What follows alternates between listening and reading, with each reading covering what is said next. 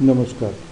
वृद्धि सॉफ्टवेयर के डेमोन्स्ट्रेशन में मैं आप सबका स्वागत करता हूं। इस प्रात्यक्षिक के भाग 1 में मैं आपको वृद्धि सॉफ्टवेयर से परिचित करने से पहले कुछ पहलुओं के ऊपर रोशनी डालना चाहता हूं। वृद्धि सॉफ्टवेयर किस चीज़ के लिए बनाया गया है, किस इंस्टीट्यूशंस के लिए बनाया गया है, किस यूज़र के लिए बनाया गया है और क्या उद्देश्य सामने रखते हुए हमने इसको डिज़ाइन किया है, ये समझ लेना एक बहुत बड़ी बात है। मैं आप सबके सामने कुछ पहलुओं के बारे में इस तरह से विस्तृत जानकारी रखता हूं। सबसे पहले हम बात करेंगे तो बेसिक प्राइमरी स्कूल से लेके पोस्ट ग्रेजुएट एजुकेशन तक तथा अनेक मैनेजमेंट कोर्सेज चलाने वाली इंस्टीट्यूशंस हमारे देश में आज उपलब्ध है, जिसमें हम स्कूल से लेके कॉलेज तक की बात करेंगे। तो यहाँ हमें ये समझ लेना बहुत ज़रूरी है कि प्राइमरी स्कूल से लेके secondary school, higher secondary school, board of technical education,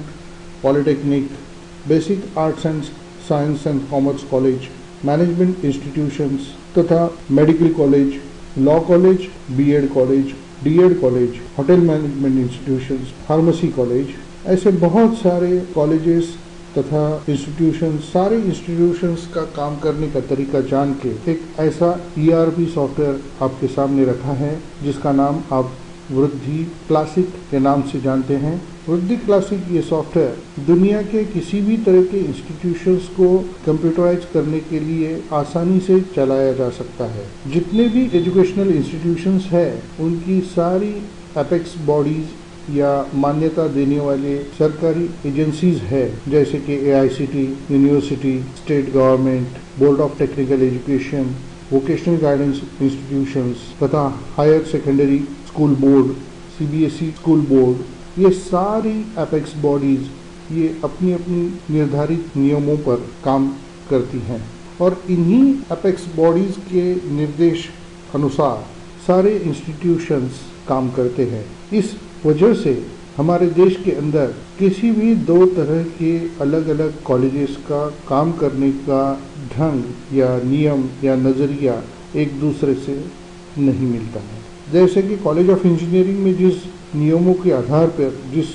कायदे से काम होगा, जिन ज़रूरतों के लिए काम होगा, basic art science commerce college में उससे बिल्कुल हटकर काम किया जाएगा है कि एक ये ऐसा प्लेटफॉर्म हम आपके सामने रखना चाहते थे कि जो हर तरह के कॉलेज और इंस्टीट्यूशंस के लिए उपलब्ध हो।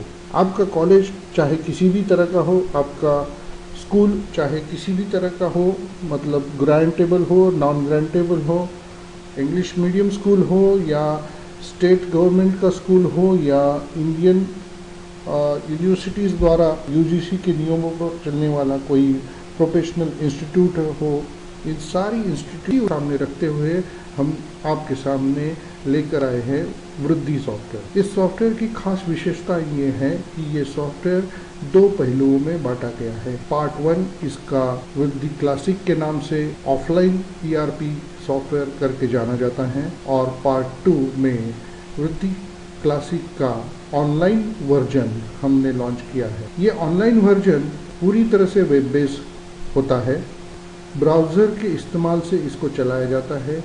इस ऑनलाइन वर्जन से जो भी डेटा आता है वो आपके कॉलेज के सर्वर के अंदर इंस्टॉल किए हुए वृद्धि क्लासिक ऑफलाइन मॉड्यूल के अंदर सिंक्रोनाइज किया जाता है और ये सिंक्रोनाइजेशन ऑटोमेटिकली किया जाता है। इसे यूज़र के लिए कुछ भी अलग से काम करना नहीं होता। इसी तरह से आपके कॉलेज के सर्वर के ऊपर आप जो भी डेटा में कामकाज करते हैं, जो भी डेटा में बदलाव निर्धारित समय में वृद्धि क्लासिक के ऑनलाइन मॉड्यूल में लोड किए जाते हैं। तो पूरी तरह से अगर हम इस सॉफ्टवेयर को देखें तो एक हाइब्रिड सिस्टम हम इसे कह सकते हैं। ये हाइब्रिड सिस्टम ऑनलाइन और ऑफलाइन ऐसे दोनों तरह के मॉड्यूल का मिलाप समझना उचित होगा। तो आइए वृद्धि सॉफ्टवेयर को हम कंसेप्ट लेवल पे समझते समय इस बात को भी आपके सामने रखना चाहते हैं कि ये सॉफ्टवेयर पूरी तरह से यूज़र कॉन्फ़िगरेबल है। इसका मतलब ये है कि आपका कॉलेज चाहे किसी भी तरह का हो, चाहे आपका पॉलिटेक्निक कॉलेज हो, इंजीनियरिंग हो, मेडिकल कॉलेज हो, basic art science commerce college हो, मैनेजमेंट इंस्टीट्यूशंस हो, लॉ कॉलेज हो, चाहे आप बीएड डीएड कॉलेज चला रहे हो या चाहे आप जूनियर कॉलेज या हाई स्कूल चला रहे हो या प्राइमरी स्कूल चला रहे हो या इंग्लिश मीडियम सीबीएसई पैटर्न का चला रहे हो, तो भी हम इस सॉफ्टवेयर को आपके कॉलेज या तथा इंस्टीट्यूट के नियमों के अनुसार सेटिंग कर सकते हैं और ये आपके इंस्टीट्यूशन के लिए चलने लायक हो जाता है। जैसे कि आपने वृद्धि सॉफ्टवेयर के अंदर पैरामीटर सेटिंग्स करते समय अगर आपकी इंस्टीट्यूशंस को मैनेजमेंट इंस्टीट्यूशंस करके क्लासिफाइड अगर कर दिया, तो ये मैनेजमेंट इंस्टीट्यूशंस को लगने वाले सारे नियमों के अनुसार काम करेगा। अगर वृद्धि सॉफ्टवेयर को आपने इंजीनियरिंग कॉलेज के लिए सेटिंग कर दिया, तो यही सॉफ्टवेयर आपके इंजीनियरिंग कॉलेज के नियमों के अनुसार काम करेगा। इस तरह से वृद्धि ईआरपी सॉफ्टवेयर एक मल्टी एनवायरमेंटल सॉफ्टवेयर है। इसके अलावा ये पूरी तरह से कस्टमाइजेबल भी है। वृद्धि सॉफ्टवेयर से मिलने वाले सारे रिपोर्ट्स यूजर खुद अपने हाथों से कस्टमाइज कर सकता है। इसलिए इस सॉफ्टवेयर की डिपेंडेबिलिटी हमारे इंजीनियर के ऊपर ज़्यादा नहीं होती है। हमने पूरी तरह से इस सॉफ्टवेयर फ्लेक्सिबल और यूजर डिफाइनेबल बना के आपके सामने रख दिया है। अब चाहे इस सॉफ्टवेयर को किसी भी तरह से यूज कर सकते हैं। इस सॉफ्टवेयर का बहुत अहम पहलू ये है कि इस सॉफ्टवेयर के अंदर सेंट्रलाइज्ड डेटाबेस का ध्यान रखा गया है। सेंट्रलाइज्ड डेटाबेस का मतलब ये है कि अगर ये सॉफ्टवेयर किसी कॉलेज में आप इंस्टॉल करते हैं, तो उस कॉलेज के अंदर जितने भी डिपार्टमेंट और सेक्शंस होते हैं, जैसे कि एग्जामिनेशन डिपार्टमेंट है, ऑफिस एडमिनिस्ट्रेशन है, लाइब्रेरी मैनेजमेंट है, एस्टेब्लिशमेंट मैनेजमेंट जिसमें एम्प्लॉयज का record data processing, service book data processing है, फाइनेंशियल अकाउंट डिपार्टमेंट है, हॉस्टल मैनेजमेंट विभाग है, तो इन सारे विभागों के लिए हमने वृद्धि सॉफ्टवेयर में एक ही डेटाबेस डिजाइन करके पूरा डेटा मेंटेन करते हैं। इसका फ़ायदा ये है कि वृद्धि सॉफ्टवेयर को चलाते समय अगर किसी एक विभाग में कुछ डेटा एंट्री होती है, तो उसी संस्था के मतलब इंस्टीट्यूट के अंदर दूसरे विभाग में ज़रूरी डेटा का इफ़ेक्ट भी देखा जाता है।